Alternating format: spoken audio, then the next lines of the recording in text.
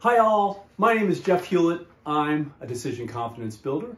I'm a behavioral economist, and I've been in banking, financial services, and consulting almost all my career. Also, I'm a faculty member at James Madison University, and I'm a personal finance author. So today is the wrap up of negotiation month, and I couldn't be more excited today to have David Hulett, co-president of Hulett Brothers, to be here to talk with us. But let me sort of bridge the gap here a little bit in terms of what this means for negotiation month. So all month long, we have been building a foundation, right? We have been building on what is negotiation, what is a BATNA, or a best alternative to a negotiated agreement. We've been talking about building your psychology around negotiation. And also, we've been talking about really awesome tools you can also use in the hunt of really fine-tuning your negotiation process and confidence. So today is actually really great because we get to bring in David. Now, this is all brought to you by Personal Finance Reimagined.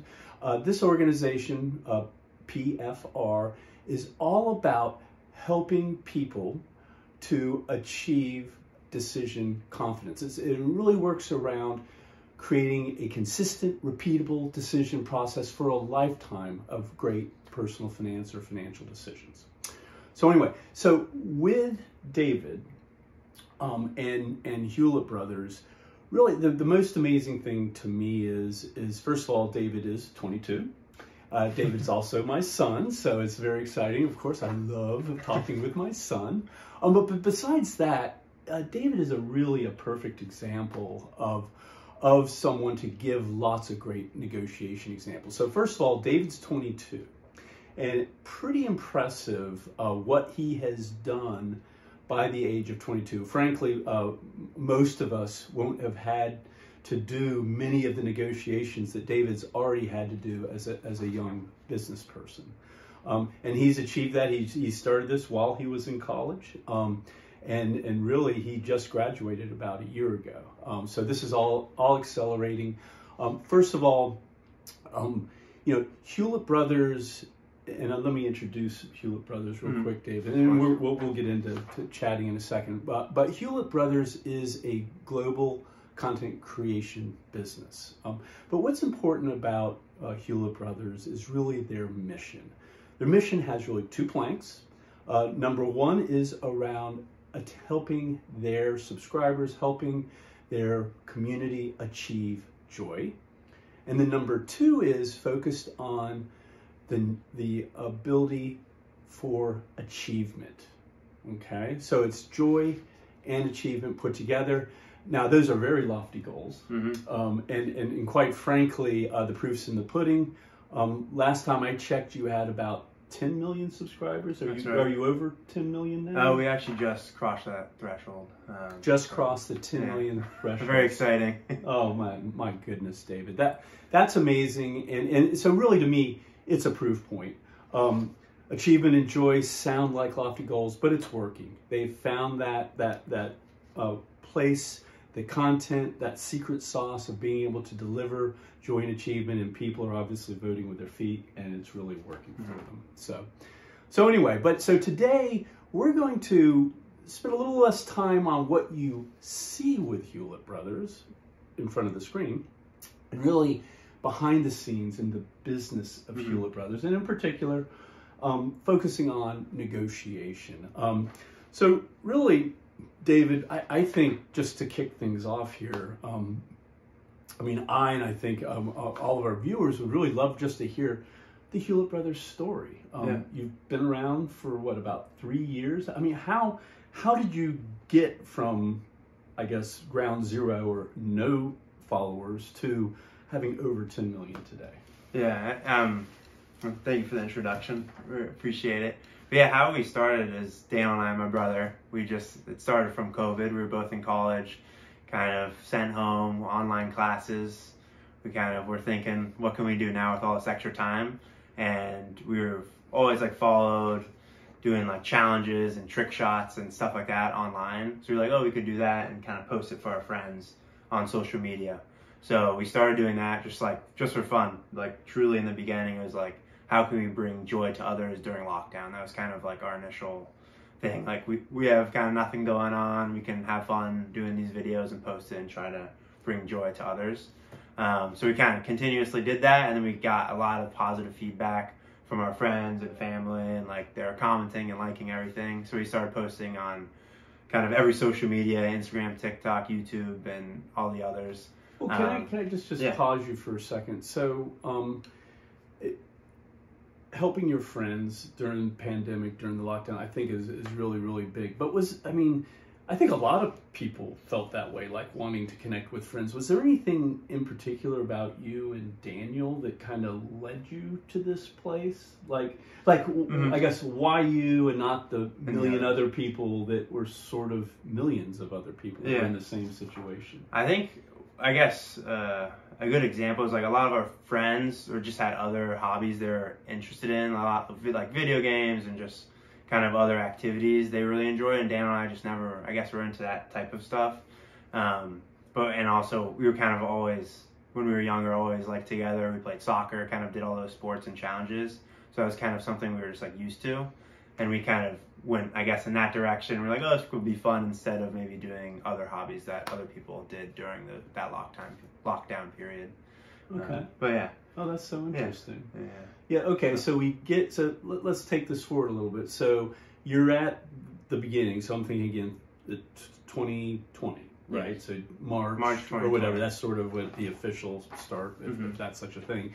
And so it sounds like you just talked about maybe your first year because you were still at home and more in lockdown. But take us forward now. Yeah. How if you're both in college, how did you manage your life, right? Your academic life, and Daniel's a soccer player, so he was on the soccer team. How did you manage all that and still build this global business? Yeah, so for the first year or so, what I was saying was pretty kind of make videos when we could, but then it initially got to a point where in the back of our mind, we always had a thought like this could be like what it's kind of become, like a true business.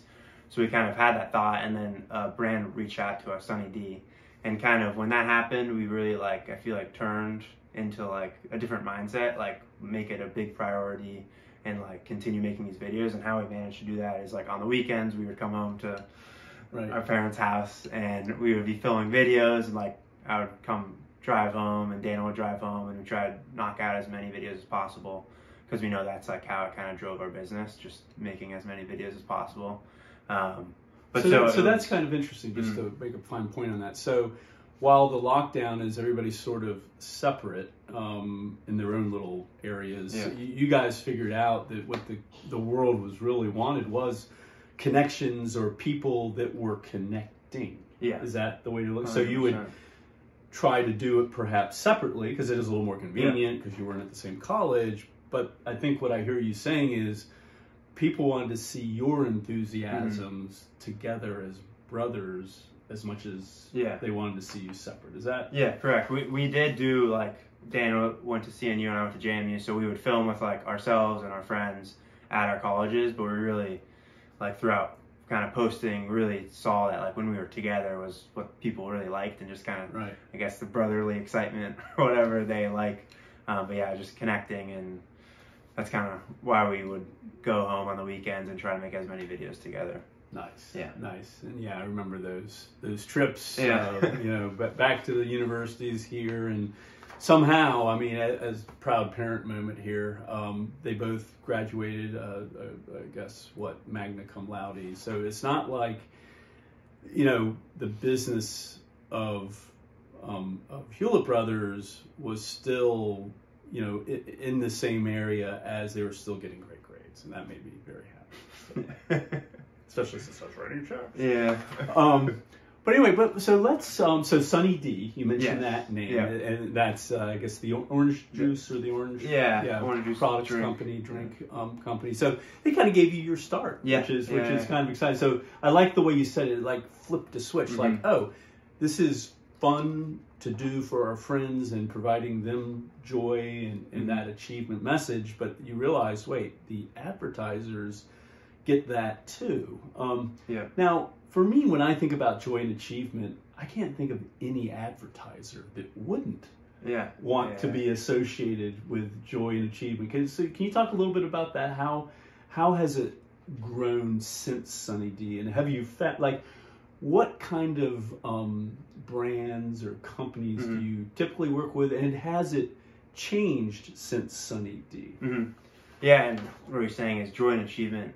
I think Dan and I kind of found like advertisers like wouldn't not want that. That's kind of what they want to tie their company brand to. So I think that's really helped us and like be able to secure brand deals and different companies like that.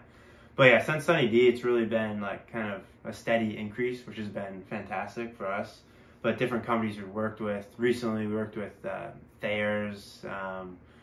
We're doing an ad right now for Men's Warehouse, which is a new one. Right. But we've done some with like Doritos, Wimbledon, kind of Tombstone, a wide variety. It really hasn't been, I guess, like certain types of brands. I think because it's like such a broad, like we don't really have a specific, who doesn't want joy and achievement? Yeah, we don't have anything specific. It's really just like any brand I feel like could randomly reach out to us. Well, but I also feel like, to be fair, and I'm kind of a sports guy, so I'm playing back in my head the organizations that I'm familiar with. So you've done something with Major League Baseball, with the National Hockey League, with several NFL teams like the Rams and the Jets, I think. Yeah.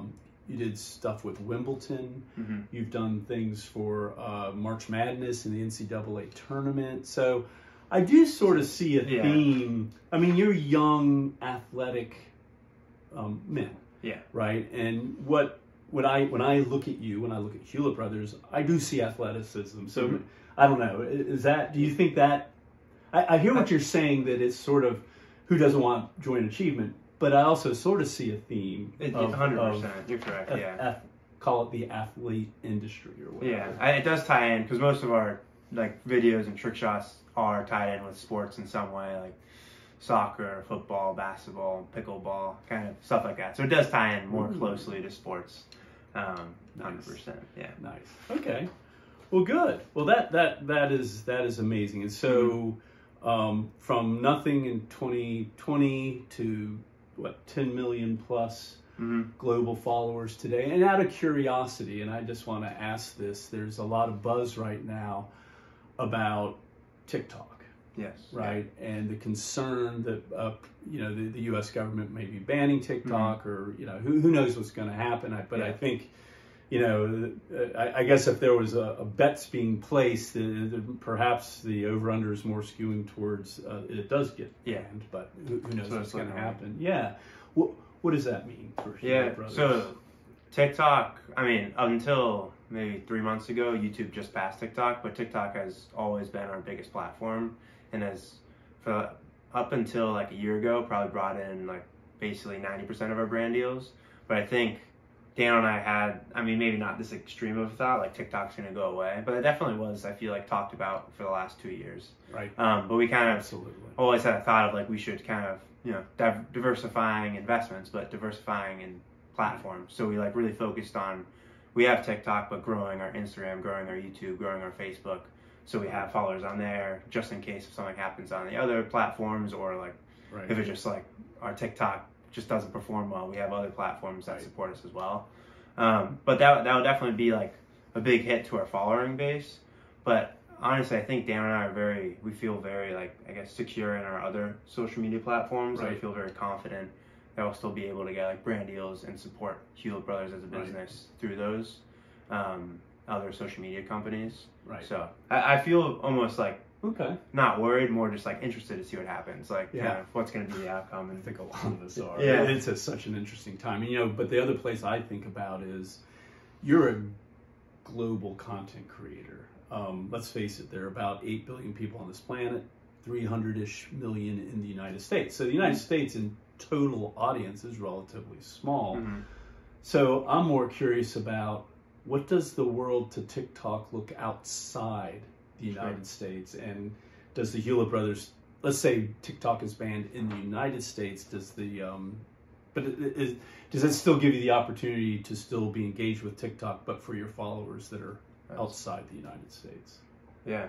Yeah, and I guess we'll have to see. You'll find out. We don't exactly know how it's all going to play out, but it is like only 15-20% of our followers on TikTok at least are U.S. based. So got it. We do have a very big audience outside of U.S., which is good in that case. So that's part of the diversification. So yeah. It's diversified by platform, but it's also diversify, by country of origin, let's say, or whatever. So yeah, good. Well, that makes me feel better. For sure. Okay, so we've been talking a lot about the Hulett Brothers, and actually I could talk about this even more, but I know we're here to talk about negotiation, right? And so let's so you threw out several names, or we just talked about several names. Like the sports names, MLB. National Football League, the National Hockey League, Sunny D, and Men's Warehouse, and I think Chipotle was one, right? Chipotle recently. But I mean, I it could take us a while to go through these. There's dozens, perhaps hundreds, that you have negotiated with, right? Or you and Daniel, which again at 22 to have negotiated, dozens, if not hundreds of major brand deals is kind of crazy. Not too many people do that. So you've got that, but there are other things too.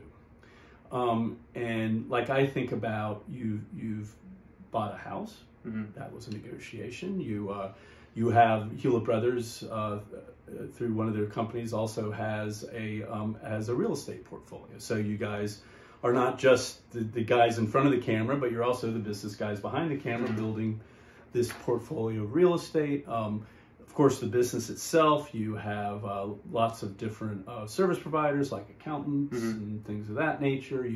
You've had to lease your commercial space. So I guess I'm just curious. So I just sort of rattled off lots of different things that you've had to negotiate. And what I'm wondering is, and this still amazes me, you're 22, right? So could you talk a little bit about your mindset when you go into negotiating? And one of the things I'm particularly interested in is you're so young that when you started this, you had no idea what negotiation meant, what building a brand, all this stuff. So I think you're a really interesting case study in that you now know what you didn't know, which was almost everything, to what you know today. So I'm just curious, like, is there anything that was sort of particularly challenging that you learned through the negotiation process, or something perhaps you thought was going to be really challenging and turned out not to be a thing? Yeah, definitely. I guess something that was like a lot more challenging, I guess, than going into it, just because, like you said, I kind of had no experience, no knowledge prior to just going into it. But it was definitely like nothing's black and white. It's all, I feel like, gray area in the sense of it's like me and Daniel, two different minds. We have to kind of come together and agree on something. Like we were saying, we leased out a warehouse about a year ago. That was definitely like one of our bigger decisions on like the exact place to get, like where we're gonna go, how much we can kind of spend a month, like how long we should get it.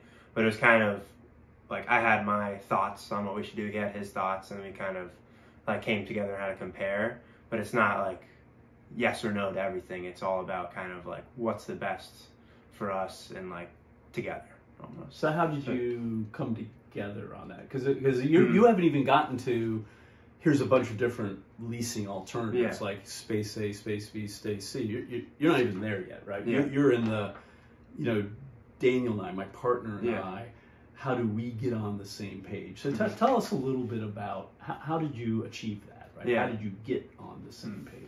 So we used the definitive technology, and like how we started is we had like, we discussed, we were like, what are the main 5 to 10 factors that like are gonna decide where we go, like price, location, security, kind of all those different factors. So we first decided on those, and then kind of like described each one, like what does it mean, and just kind of finalized that, agreed on it, and then we went separately. We like went through each one and compared them, and like which one's more important, which one's less important, and compared it all, and then through the technology kind of like gave us our numbers and like what's most important to us individually, and then we came together and kind of compared.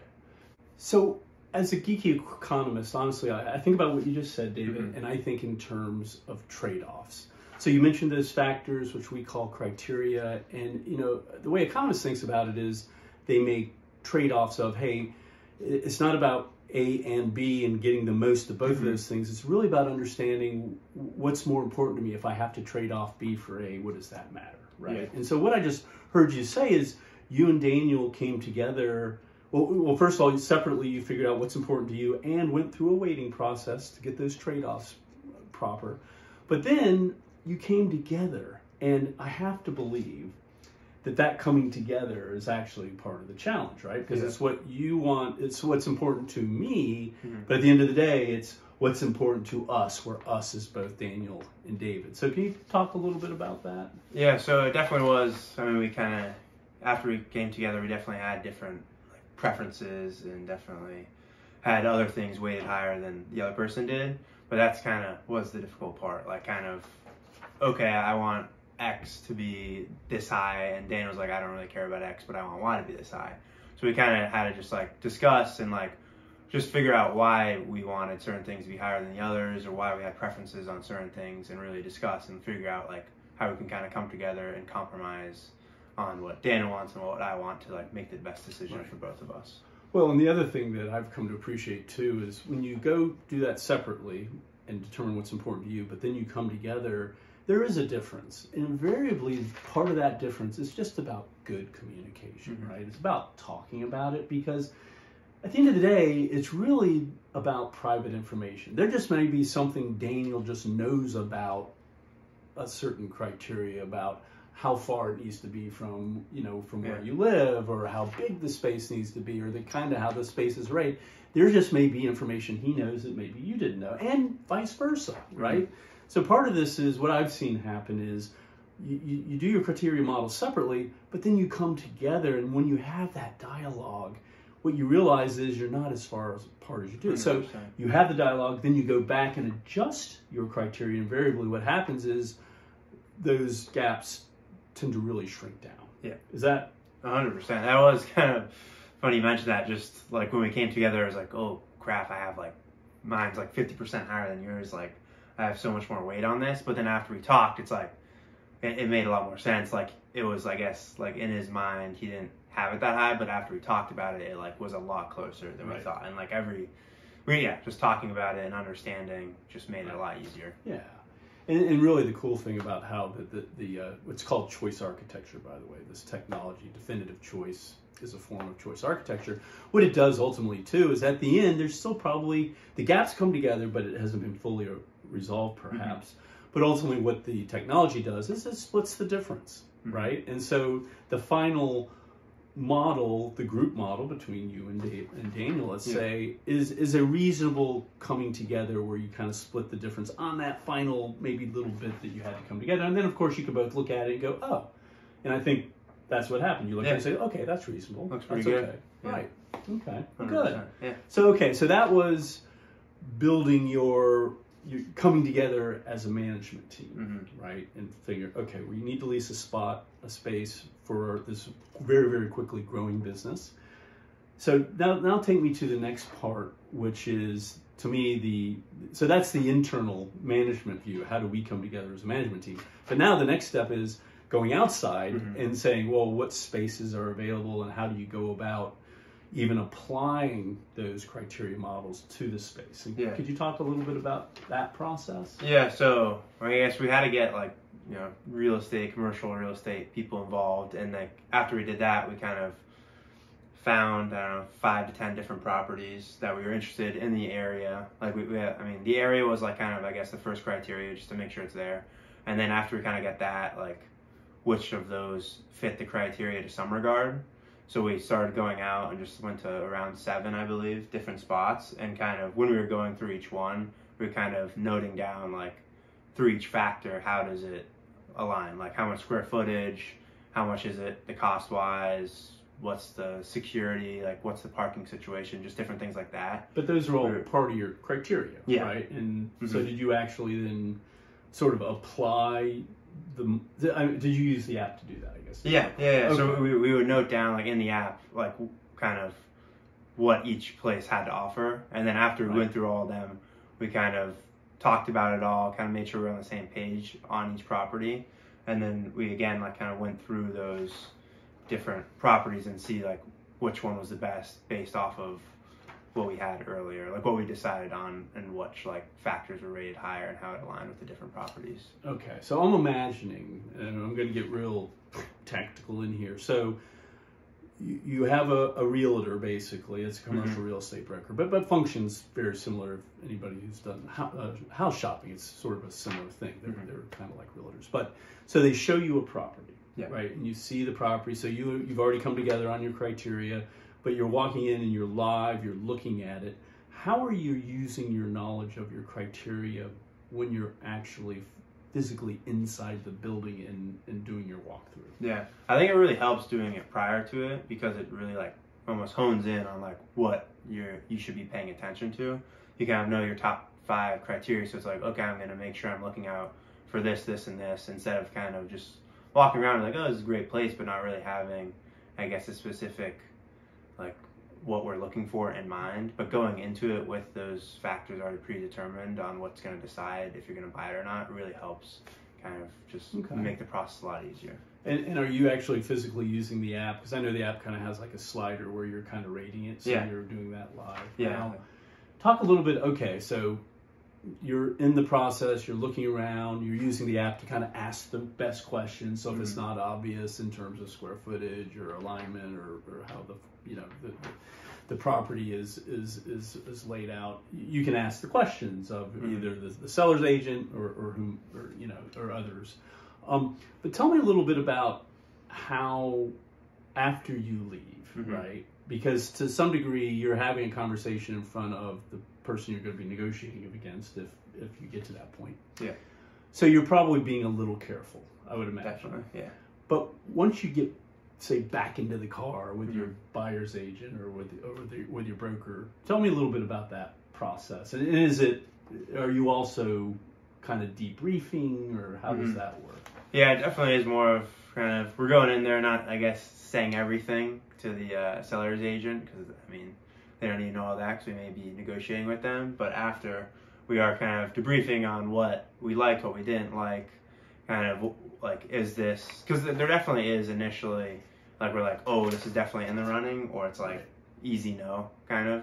So kind of getting that off the bat, just like, is it easy no, or is it still in the running? And if it's still in the running, kind of talking about what we like, what we didn't like, and then kind of taking that knowledge to the next property and see if that property is better than the one we just visited. Now, I could imagine too, like, let's say you, like you said, you had what, like 7 properties plus or minus. Yeah. Like, let's say you went to them like one after the other, like in either one day or maybe over 2 days or however long it took. I could just imagine if I was getting to the end of that process, they would all start getting mixed together. And, our memories are weird, and you're seeing something that seems similar. So I could just see where it'd be easy to get them confused. Yeah. So tell me about that. If that was something either that happened, or how did you keep that from happening? Yeah, no, we did do it. So I was still living in Harrisburg, and so we did it like on a weekend, or just try to do all 7 properties on the weekend. And it was kind of at the like 6th and 7th property, I was kind of like, which one was the first, which one was the second? But then it was really nice because we kind of had it all on the app and like had the notes. We were able to look back and it kind of, we wrote down what we were thinking when we were looking through the first property. So when we were at the end, we didn't really have to like remember it because it was already like done and had the factors kind of graded and like percentages of each of those factors. Right. That aligned with. Yeah. Makes a lot of sense. No, so I can see kind that. Of needed that. Yeah, for the whole. Yeah, our memories are never as good as we wish they were sometimes, especially in that sort of situation. So let's fast forward now. This is sort of building your knowledge, right? And getting to the point where you're ready to make a decision. But now let's fast forward to you find that top property, but you don't just have the top. We've talked about BATNAs, or the best alternative to a negotiated agreement. So it's not just you have the top property, but you have the backups, right? So if that top one doesn't work, you've got a backup that's sort of there psychologically for you. But talk to us a little bit now about the negotiation process in terms of here's a top property, you tell the agent, you make an offer. Yeah. How did that go, and how did sort of the decision process lead you to that point? Mm-hmm. So once we kind of decided on our property that we wanted and kind of went through the different factors that we're looking at and the price points, we kind of had a clear winner. And once we kind of had that locked in, we went to our buyer's agent and kind of told her that we wanted this certain property. And then we were looking at the exact layout of the property, and it actually was an old office space. So for our use, we wanted a big room instead of different split up offices. So we had the landlord actually take down walls, and he put in carpet, and he actually ended up putting in a soundproof walling as well, right, for us. Right. But it was just kind of, I guess, give and take on certain things that we definitely wanted for the property, and then kind of could give up a little bit that would make it more attractive to the seller. Well, the one thing that I think about is what I call information leverage, right? So you followed a process, very disciplined in terms of how you decided what was important to you, how you and Daniel came together on what was important to you, how you communicated that to the buyer's agent, how the buyer's agent helped you line up several alternatives, you applied them. You not only knew why that one property was important to you, but you also knew if it didn't work out, you had something in your back pocket. So to me, all those things really just indicate a wonderful process. But again, it's not so much about being this wheeler dealer negotiator. It's about, it was the natural conclusion to a well-run decision process. Yeah, exactly. Is that fair? 100%, because kind of what we were talking about at the beginning, I didn't have much experience going into this process, but having kind of the process laid out for me and going step by step, and it was a lot easier to digest instead of trying to do it all at once almost, but really going through the process, one step, second step, and then when we got to the final step, because we did all the previous steps, it made it so much easier. Nice. Well, David, the thing I think about too, and with my students at James Madison, we talk about practicing the process, right? So it's not just, the cool thing is the decision process, the one that you just walked us through for, say, leasing commercial real estate, is really exactly the same. The details are different, of course, than other decisions you have to make, but the basic framework of the process is exactly the same. So the great news is you're practicing a process. You'll use it for many other things, for Hulett Brothers, negotiating with the different brands, buying more real estate, etc. So really, hats off to you and to Daniel too. So I wanted to switch gears a little bit, and we're kind of coming to the end of our interview here. But really, what I want to talk about now is what's next. So we've talked about this 3 kind of crazy years of going from 0 to 10 million. There's a lot of stuff going on, of course. We talked a little about the whole sort of TikTok thing going on, which is hopefully just going to be a sideshow for you guys, but still probably something you have to deal with. But setting that all aside, what's next for Hulett Brothers? What are the goals? What are you trying to achieve? What would good look like 3 years from now? Yeah, so talking about the lease we just got for this warehouse we're in now, speaking of that, we have that for 3 more years, and I think kind of soon we'll be kind of just looking for maybe growing that, because right now we have 2,500 square feet, and Dan and I are looking to expand, have a bigger place, just because we'll kind of make bigger and better videos, honestly. So we're going to start that process, maybe possibly looking to buy a commercial park basically, and have a warehouse to ourselves, and instead of leasing it out.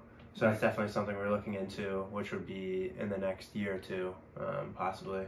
And then also, we mentioned in the beginning, Dan and I bought a house about a year ago as well, and that's something we're kind of diving into more, is real estate and just expanding that as well, that portfolio. Right. Wow. Yeah. Well, that's amazing. And I'm also assuming you're at 10 million subscribers today. Joy and achievement is working, right? It's working well. And so I'm also assuming what 3 years looks like. We talked about what it looks like for the business side of Hulett Brothers, but tell me a little bit about the platform and your subscribers and your brand. What does that look like in 3 years? Yeah, no, I mean, we have very lofty goals. Our hope is to hopefully have 50 million of people that are following us. But that is just, I mean, it's been great because we've really been able to just like, I guess, stay true to like what we began with, just kind of almost having fun. I think we've figured out better ways to do it and show it off on camera so people like it better and we get more views and followers. But it really is just Daniel and I, we really just plan to keep on like brainstorming videos that our fans enjoy, try to maybe possibly make them bigger and better for them, more enjoyment, and connect with other brands as well so we can kind of collab and make those videos bigger and better. Well, I love it. And, you know, as your dad and sort of as being, you know, one orbit away kind of from seeing what you guys are doing, it's been an absolute pleasure and a great enjoyment to see you. I look at the pandemic situation, it was very much a silver lining story, right? They took a tough situation and turned it into a global business. You know, who does that? But you were at the right place, the right time, with the right mindset, and you did it. So that's just wonderful. So yeah, well, congratulations. And thank you so much for joining us today. We were talking about negotiation. This wraps up our negotiating month for the Personal Finance Reimagined. Next month, we're going to be talking about events and event planning. But David, thank you so much for being with us. And I hope to have you back in the near future. We'll have to do it. All right. Thank you. Thank you. Sweet. Let's see these editings.